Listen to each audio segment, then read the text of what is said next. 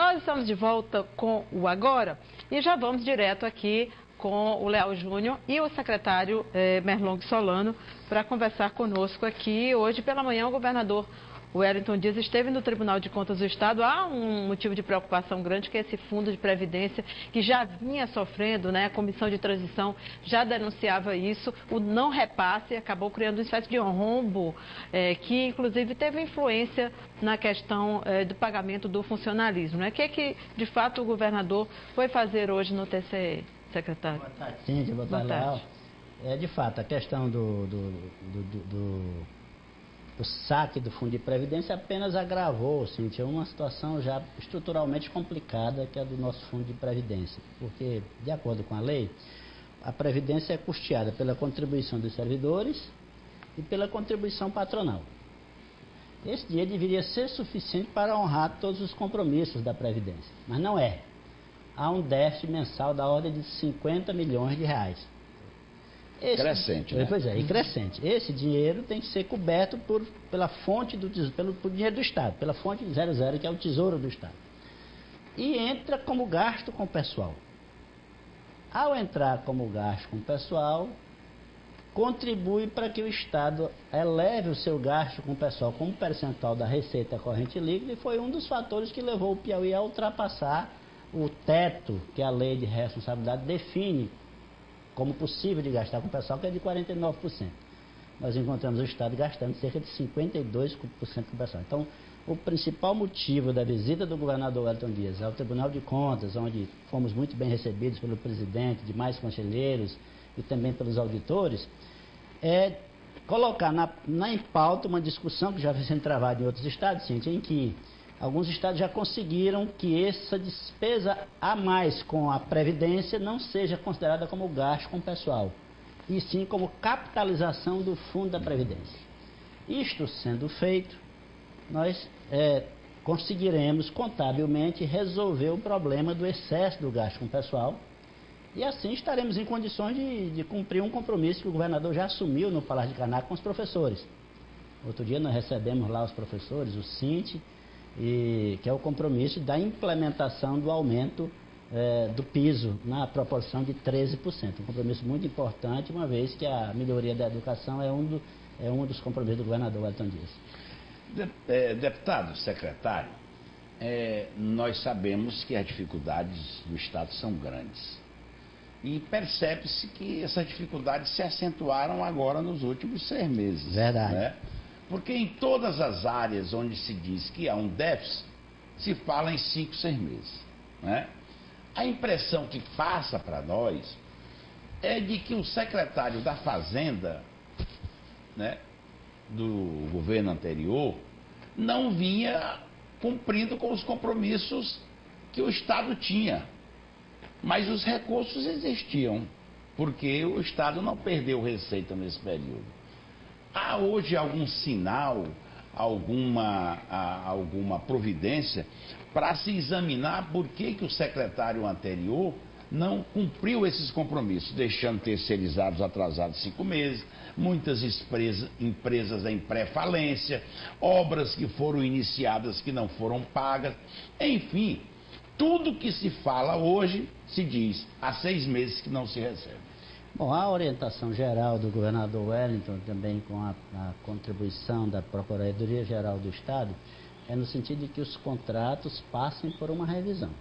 Especialmente esses que têm valores de débitos acumulados, passem por revisão. Os contratos em que se identifique suspeitas com evidências de irregularidade sejam encaminhados para uma auditoria, de sorte que a gente possa ter, com o tempo, de fato, o que é compromisso que se refere a serviços efetivamente prestados.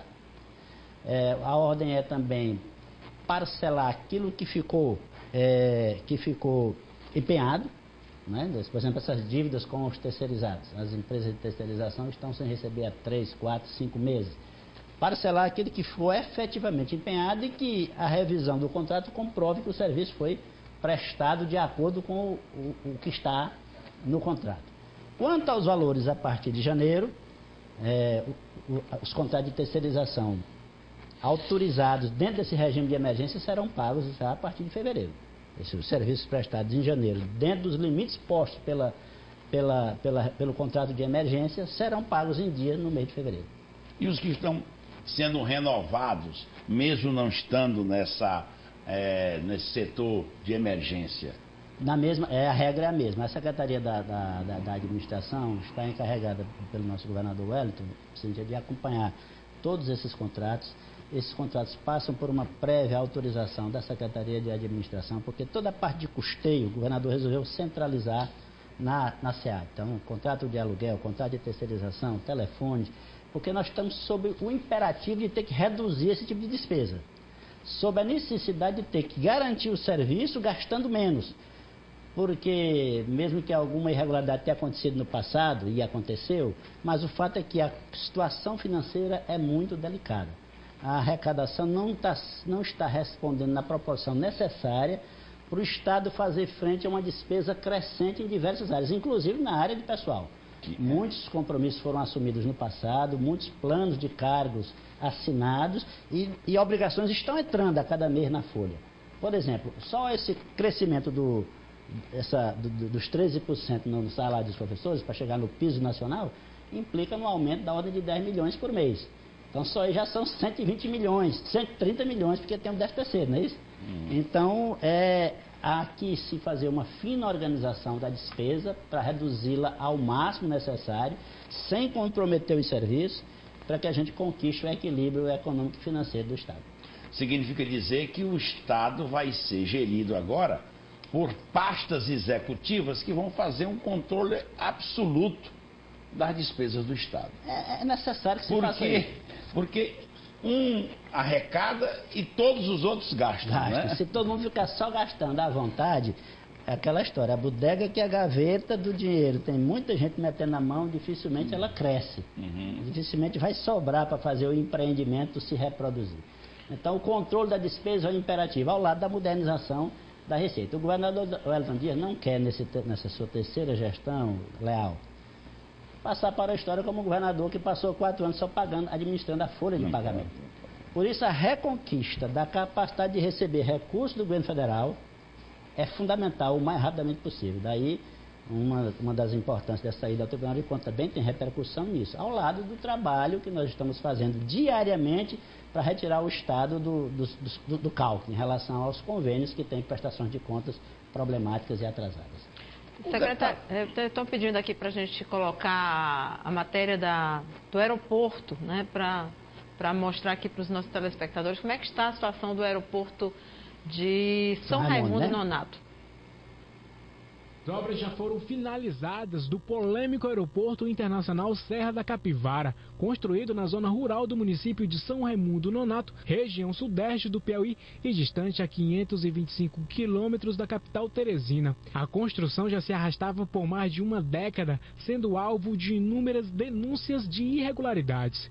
O terminal de passageiros e a pista de pousos e decolagens com 1.650 metros já recebe voos privados e pode operar, inclusive no período noturno. O aeroporto já conta com sinalização na pista e pátio de aeronaves, além do balizamento noturno que pode ser utilizado para pousos ou decolagens durante a noite. O aeroporto já conta com sinalização na pista e pátio de aeronaves. A Brigada dos Bombeiros, que teve a equipe treinada em Natal e na base aérea de Alcântara, dispõe de uma viatura equipada para o combate a incêndios, mas ainda não recebeu ambulância para atendimentos de emergência. Dentro do prédio faltam pequenos detalhes como o corrimão nas escadas de acesso ao segundo piso e nos corredores do andar. Na parte estrutural, falta a ligação da rede de água através da Agespisa, para que os bombeiros, chuveiros do sistema automático contra incêndio e torneiras possam funcionar, além da operacionalização da torre de controle aéreo,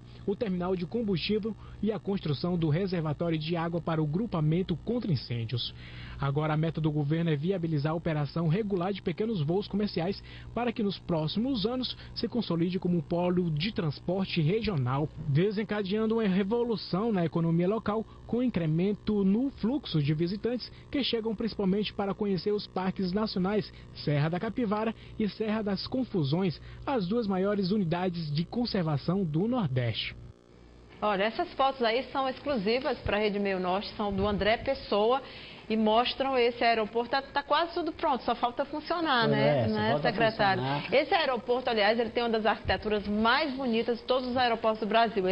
O arquiteto, que é de São Raimundo Nonato, ele se inspirou exatamente na capivara para fazer. Porque não tem uma foto aí, mas as imagens aéreas, elas mostram o quanto esse aeroporto é bonito. Tenho certeza que vai ser um dos mais fotografados do Brasil, mas precisa funcionar, Precisa funcionar. E o governador Hélio está preocupado com o assunto, já se reuniu com os gestores da área, recebeu outro dia a antropóloga Niete Guidon, que é uma das grandes defensoras do funcionamento desse aeroporto.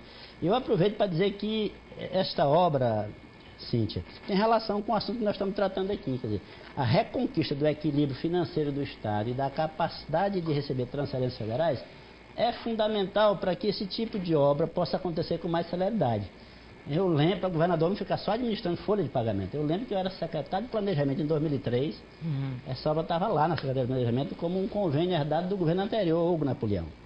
Desde 2003 para cá são quantos anos? E o aeroporto ainda não entrou em operação. Depois ela foi transferida para a CEINFRA, porque não compete à Secretaria de Planejamento construir obras.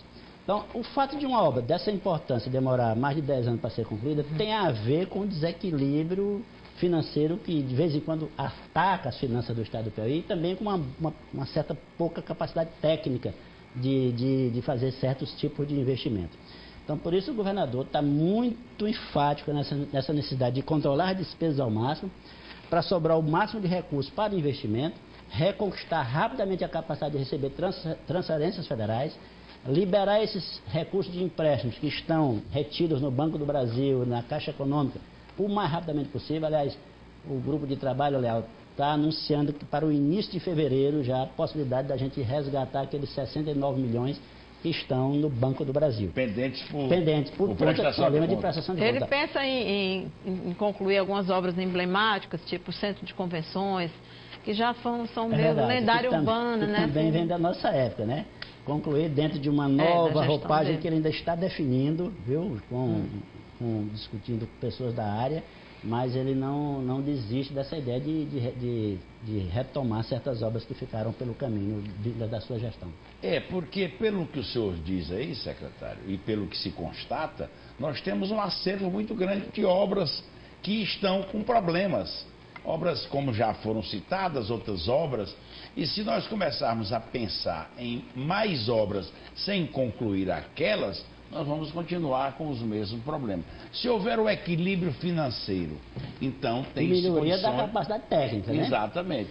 O deputado Júlio César, só para complementar a pergunta que eu estava a fazer, é de que ele diz que o governo federal, todas as vezes em que ele vai lá, ele percebe que não há clareza nessa questão da divisão da participação dos estados. Agora mesmo descobriu e o Estado está recebendo e os municípios estão recebendo aí uma compensação por aquilo que não foi distribuído. Já há um entendimento do governador com outros governadores para buscar, junto ao governo federal, saber realmente o que cada estado tem direito para que isso seja repassado, para melhorar a qualidade financeira do estado? É uma contribuição importante que o Júlio César presta ao Piauí, aos municípios, esse acompanhamento fino que ele faz das transferências federais, seja para os estados, seja para os municípios. E o nosso governador Wellington, nessa mesma linha, vem estabelecendo um diálogo com outros governadores e procurando acumular força no sentido de que certas questões nessa área de recursos, de distribuição de recursos, sejam resolvidas. Por exemplo, a questão do recurso do pré-sal, a questão do e-comércio, que o estado do Piauí compra muito pela internet. Isso é um absurdo. Termina ficando só com a despesa da gestão que aquele consumo gera. Por exemplo, o lixo que aquele consumo gera fica aqui no Piauí, não lá em São Paulo. E a prefeitura tem que coletar o lixo sem ter recebido um imposto por aquele computador que alguém comprou aqui em Teresina através do e-comércio que vem direto de São Paulo. Então, o nosso governador está procurando acompanhar de perto esse assunto para que a gente possa resolver ainda nos primeiros meses de mandato. Merlong, só uma última questão. A gente sabe que esse modelo de Estado, né, como concebido, principalmente para estados como o Piauí, que tem essa dificuldade sazonais econômicas, ele vem sendo substituído ou vem sendo tocado junto com outro modelo que se chama mais do Estado mínimo, né, que é aquele onde as concessões entram junto com o que o Estado já faz. A gente tem um exemplo, por exemplo, no caso das UPAs. Estão funcionando muito bem onde estão funcionando. No Ceará, por exemplo, com a participação da iniciativa privada. Você tem as PPPs, que também estão dando certo, deram certo nos estados, nas arenas de futebol. O Piauí está aberto para essa modalidade? O governador pensa isso? De extrema importância, sim, esse ponto que você coloca. Esse modelo tradicional do Estado, simplesmente, de um lado, contratar obras, de outro lado, contratar servidores para, através do servidor efetivo, prestar seu serviço, esse modelo não dá mais conta das necessidades da sociedade. Ao lado da continuidade disto, é preciso marchar no sentido de estabelecer de maneira mais inteligente parcerias entre o poder público e a iniciativa privada. E as PPPs e outros tipos de modelagem nessa área são a resposta. Não só no Ceará, aqui no Piauí mesmo nós temos uma experiência bem sucedida. Do meu ponto de vista, a unidade de saúde mais bem gerida no Piauí é o ICI. É o ICI. Exato. E é uma modelagem em que uma organização social de alta credibilidade gere uma unidade de saúde para o Estado. E o está fazendo com muito mais resultado do que as suas colegas em que são do modelo tradicional, em que tem apenas funcionário público. É um exemplo, é uma excelência, é uma ilha de excelência. Então o governador implantou, sob a minha coordenação, no âmbito da Secretaria de Governo, uma unidade de parceria público-privada. Já estão sendo feitos alguns estudos, por exemplo, a rodoviária de Teresina, a Transcerrado, ele agora sinalizou que quer estudos para o que é possível fazer na área da saúde e na área da educação também. Visitamos algumas experiências no Ceará e vimos que uma determinada unidade de saúde no Ceará, com 70, 80 funcionários... O hospital estadual, por exemplo, né? tem uma capacidade de prestar serviço que aqui no Piauí o hospital precisa de 400, 500 funcionários e ainda não atende com a mesma qualidade que esse que nós visitamos lá. Então é preciso, sem abrir mão dos antigos modelos, porque em certas áreas é o servidor público mesmo que tem que dar à frente, tem que resolver, mas incorporar, trazer para o Estado a capacidade financeira do setor privado de fazer investimento no curto prazo, para ser ressarcido no longo prazo, e também a capacidade técnica que tem a iniciativa privada de fazer certas ações com mais celeridade e com melhores resultados de que o poder público. Tá certo, só para finalizar secretário. Nós sabemos que vamos enfrentar uma crise que já estamos enfrentando. Uma crise financeira no país, ela já vem do exterior. O Estado estaria preparado nesse momento, com a dificuldade que já tem, para enfrentar essa crise? O senhor acha que vai ser possível preparar o Estado para enfrentar a crise? Estamos trabalhando para isso, Léo. Essa postura de centralizar, por exemplo, o custeio para reduzir a despesa, de procurar aperfeiçoar a arrecadação, de procurar abrir os espaços possíveis para investimentos agora, através de parcerias públicas-privadas, essa postura faz parte desse esforço de enfrentar esses tempos de dificuldade com novas respostas. Muito bem. E o Brasil precisa mesmo recuperar essa credibilidade também junto ao mercado internacional, né? Verdade. Obrigada, secretário. Nós vamos agora falar para vocês do Ideia Verde, que é uma empresa